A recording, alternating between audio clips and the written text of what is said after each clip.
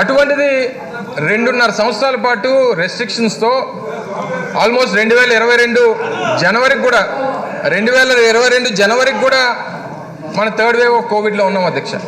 గడిచినటువంటి కాస్త ఒక 5-6 నెలలుగా పూర్తి స్థాయిలో ప్రపంచం అంతా కూడా ఓపెన్ అయింది. ఆ ప్రాంతానికి ఈ ప్రాంతానికి వెళ్ళడానికి అవకాశం ఉంది.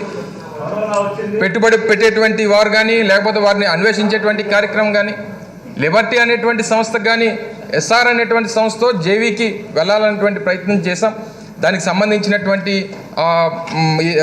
ఏవైతే బ్యాంక్ దీనికోసం వారి సపోర్ట్ కోసం వాటి కోసం మాట్లాడడం జరిగింది.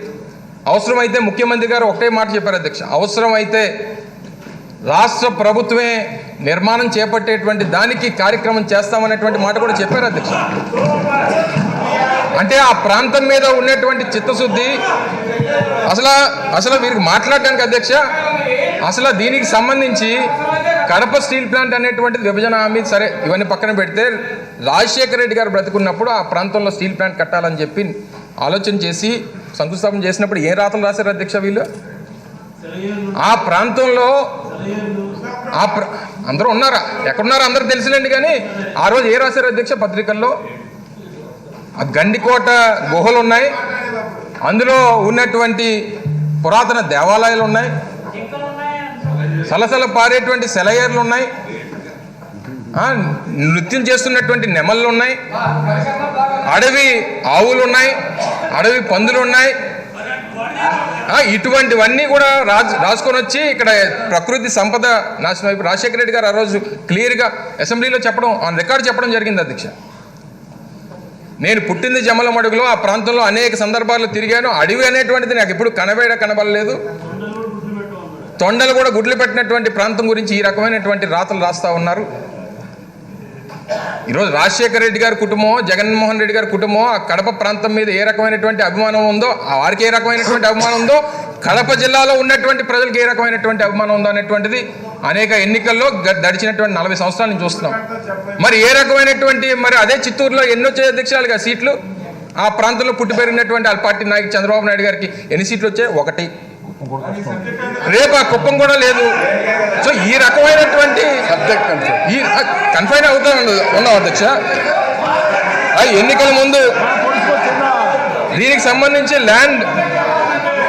ల్యాండ్కి సంబంధించి ఇప్పటికే 37.5 కోట్ల రూపాయలు కాంపన్సేషన్ పే చేశాం.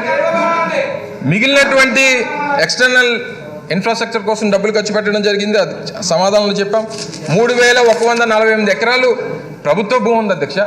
దానికి సంబంధించి ఈరోజు 309 అనాథరైజ్డ్ ఎంక్రోజెస్, దానికి సంబంధించి కూడా క్యాబినెట్ నిర్ణయం తీసుకొని వారికి కూడా 50% కాంపన్సేషన్ పే చేయమని చెప్పి క్యాబినెట్ నిర్ణయం తీసుకుంది. ఎప్పుడన్నా వీళ్ళకి ఆ రకమైనటువంటి ఆలోచన ఏ రోజన్నా రావడం అనేటువంటి జరిగి విశాఖపట్నం స్టీల్ ప్లాంట్ గురించి మాట్లాడతారు, పరిశ్రమల గురించి మాట్లాడతారు. వీరికి అసలు పరిశ్రమల గురించి మాట్లాడేటువంటి హక్కు ఉంది. ఈరోజు పరిశ్రమల మీద ఈరోజు ఎలాగ షార్ట్ డిస్కషన్ ఉందో అధ్యక్ష, దాంట్లో మాట్లాడతాం, వారు కూడా మాట్లాడమనండి. మొన్న కాకినాడకి సంబంధించినటువంటి బల్క్ డ్రగ్ పార్క్ వస్తే దానికి ఏమని లేఖ రాశారు అధ్యక్ష? కాకినాడకి బల్క్ డ్రగ్ పార్క్ కోసం కేంద్ర ప్రభుత్వంలో 17 రాష్ట్రాలు పోటీ పడితే అందులో ఆంధ్రప్రదేశ్ బల్క్ డ్రగ్ పార్క్ని సాధిస్తే వద్దని చెప్పి లేఖలు రాస్తారు. వీరు పరిశ్రమల గురించి మాట్లాడతారు. 15,000 మందికి ఉద్యోగ అవకాశాలు వస్తాయి, దగ్గర 40,000 కోట్ల రూపాయలు పెట్టుబడులు వస్తాయి, మరో 20,000 మందికి ఇండైరెక్ట్ ఎంప్లాయ్మెంట్ వస్తుంది. ఇవన్నీ జరుగుతూ ఉంటే వీళ్ళకి నాయకులు లెటర్లు రాస్తారు అధ్యక్ష కేంద్ర ప్రభుత్వానికి. అక్కడ కడుపు నొప్పి వస్తుంది, తలనొప్పి వస్తుంది. వచ్చేటువంటి కడుపు నొప్పి తలనొప్పి కాదు, వీళ్ళకి వచ్చే కడుపు మంట.